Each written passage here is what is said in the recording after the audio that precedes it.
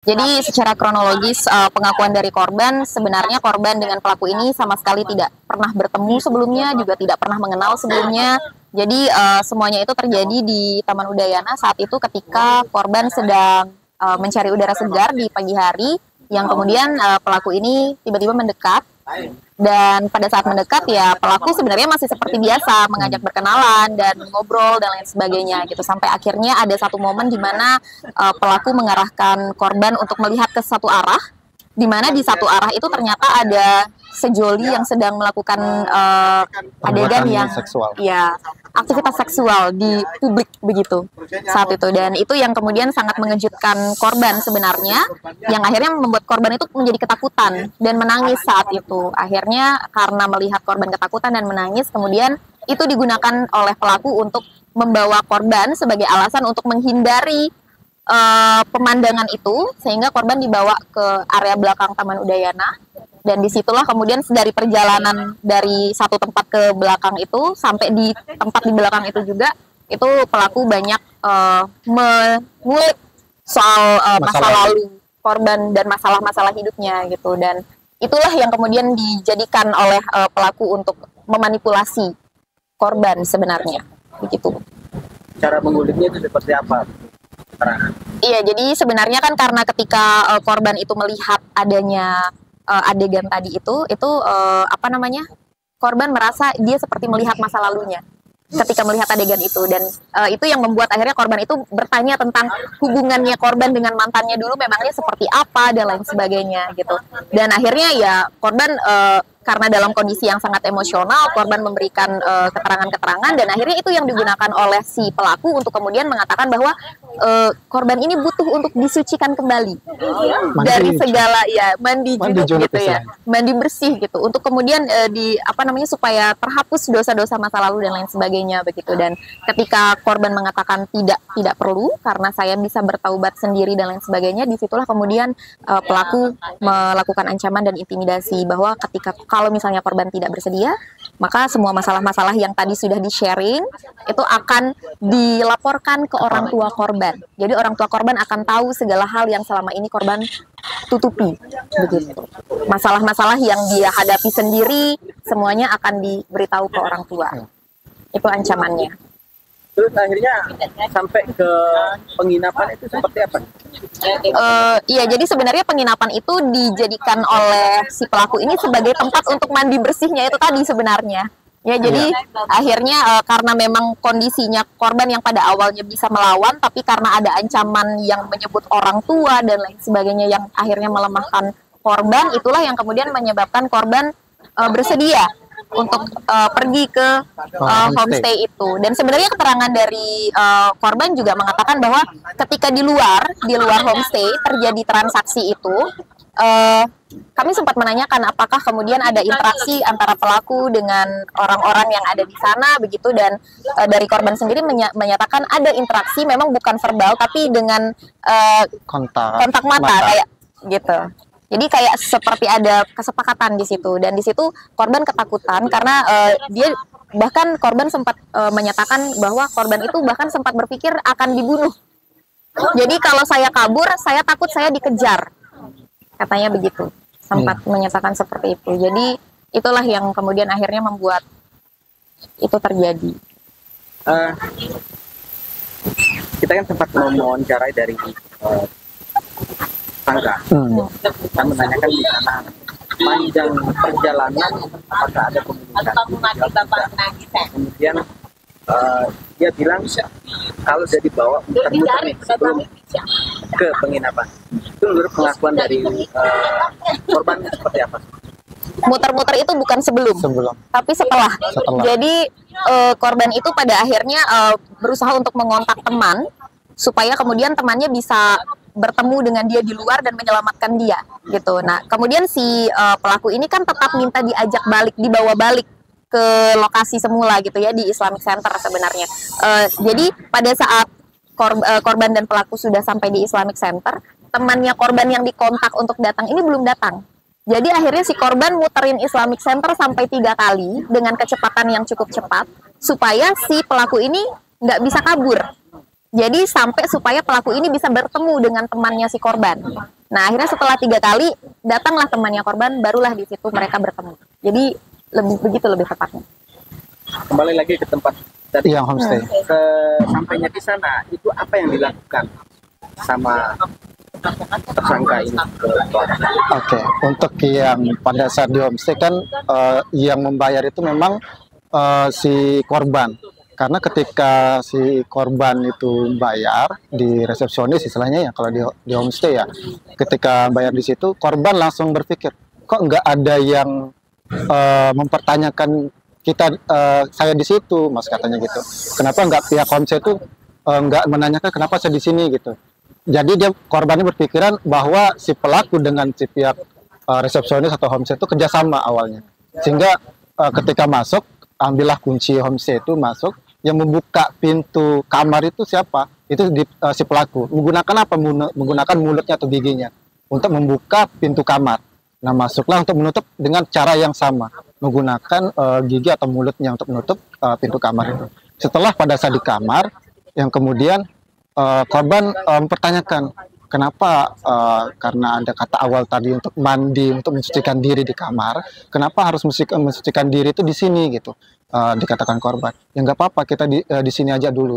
Yang kemudian ketika korban ini mau menolak, kemudian ada ancaman atau intimidasi. Ancamannya misalnya kayak gini, apabila si korban berteriak atau menolak, maka dari luar pintu ada orang-orang yang akan mendengar teriakan dari si korban. Nah, dari teriakan itu nanti kita akan dinikahkan. Nah, dengan ancaman dan intimidasi hal tersebut, maka si korban merasa psikologisnya terancam gitu, si korbannya, sehingga ketika itu ada beberapa dorongan. Bukan dorongan pakai tangan, karena kan nggak memiliki tangan yang si pelakunya. Itu langsung didorong, korban langsung ke kasur. Nah, pada saat itu korban ada upaya mengelak juga dengan cara menendang dan menolehkan wajahnya ke arah kanan. Pada saat itu si dari pelaku mengeluarkan kata-kata atau kalimat entah apa itu dari bahasa Bali katanya gitu, yang semacam kemudian mantra gitu dari kata si korban. Yang kemudian korban melawan dengan membaca ayat kursi beberapa kali untuk melawan hal itu. Nah, yang kemudian setelah penolakan itu tetap terjadi intimidasi seperti hal yang sama, bila teriak dan dikatakan seperti oleh pelaku. Yang kemudian selesai hal itu, korban masuk ke mempertanyakan apakah si pelaku itu mengeluarkan di dalam atau di luar terkait spermanya. Kemudian tingkat digubris sama si pelaku. Kemudian korban masuk ke kamar mandi untuk membersihkan alat kelaminnya kayak gitu. Kemudian setelah itu selesai kegiatan di kamar, kemudian pelaku diminta untuk diantar balik ke Islamic Center. Nah, korban menolak pada saat itu untuk tidak mau mengantarkan si pelaku ke Islamic Center, tapi tetap dengan ancaman yang sama, mengancam si korban apabila tidak mengantar si pelaku maka akan akan memberitahukan ke orang tuanya, melaporkan ke orang tua si korban, sehingga si korban terintimidasi di situ, mendapatkan ancaman. Nah, kemudian diantarkanlah pakai motor. Pada saat perjalanan itu si korban menelpon temannya, yang kemudian diminta untuk ketemu di Islamic Center. Nah, pada saat ketemu diajaklah temannya ini mengajak teman satuan lagi, jadinya 2 orang yang datang ke Islamic Center. Nah, untuk menunggu temannya ketika sudah sampai ke Islamic Center, korban dengan si pelaku, kemudian si korbannya mengelilingi Islamic Center untuk menunggu 2 orang temannya, sembari melihat si Agus nggak kemana-mana dari Islamic Center. Nah, kemudian singkat cerita datanglah 2 temannya ini, kemudian ketemu dengan korban dan pelaku. Korban bilang, kamu sudah berapa korban yang kamu gituin, katanya, oleh kata si korban. Nah, kemudian pelaku tetap mengelak dengan hal yang sama seperti hal yang disampaikan di media, kayak gitu, dengan dia tidak memiliki ini, dia tidak bisa melakukan hal yang melakukan pemerkosaan, entah apa, pelecehan, nggak bisa dengan keadaannya disabilitas kayak gitu. Tapi pada saat itu emosi dari salah satu teman si korban itu ingin memukul si pelaku, tapi dengan melihat kondisi si pelaku dengan kondisi cacatnya si pelaku. Kemudian si teman si korban ini menahan diri untuk memukul, menahan diri. Kemudian mengajak si korban ke Alfamart dekat Undram.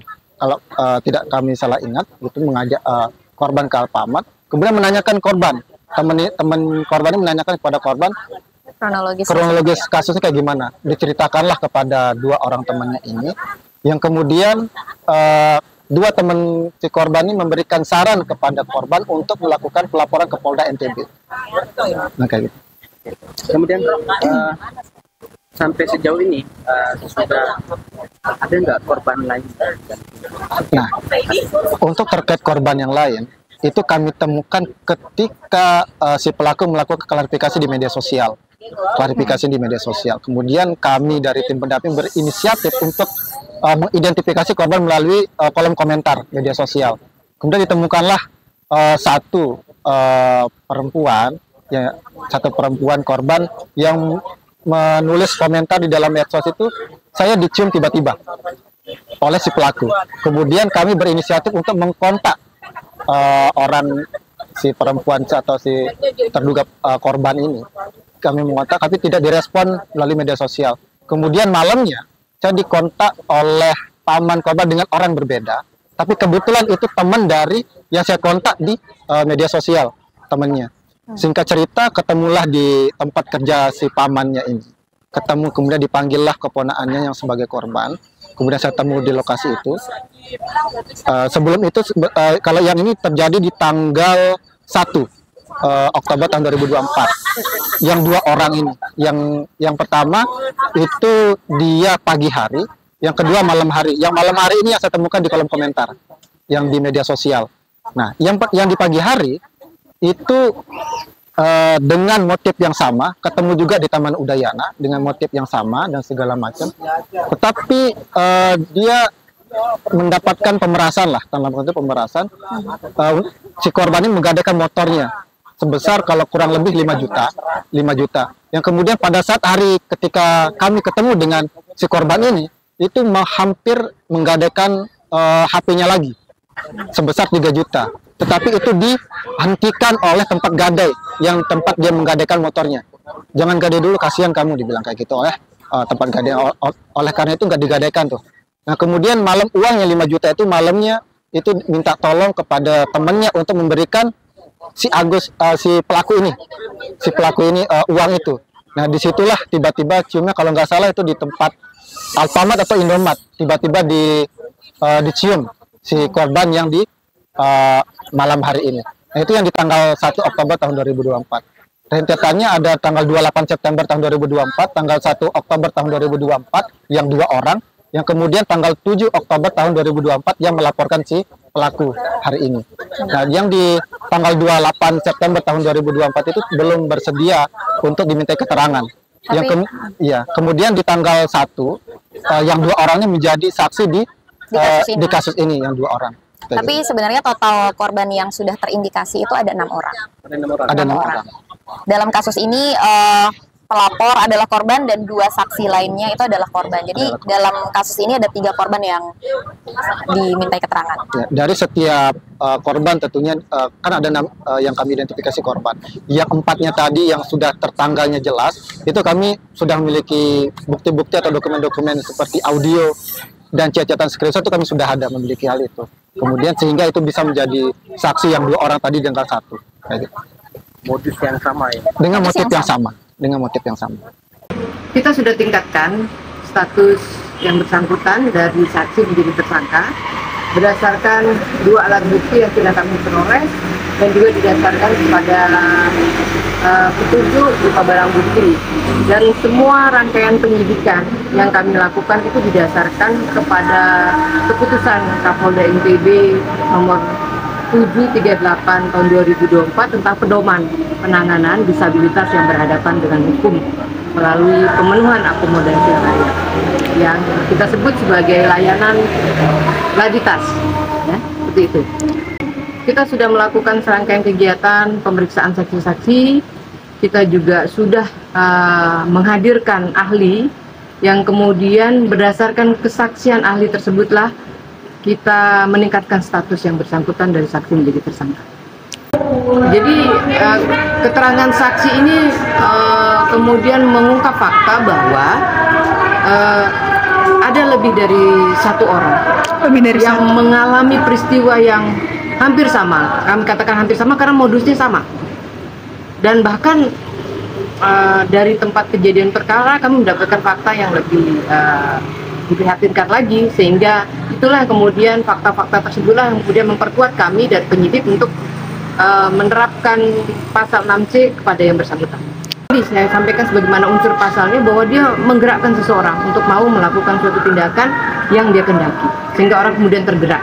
Karena kemudian ada unsur menekan suatu kondisi yang kemudian merasa takut sehingga tidak bisa kuasa untuk menolak keinginan yang bersangkutan. Jadi kita terapkan adalah pasal 6C Undang-Undang Tindak Pidana Kekerasan Seksual, di mana unsur pasalnya bahwa tidak mensyaratkan, secara tegas tidak harus mensyaratkan adanya unsur paksaan atau kekerasan.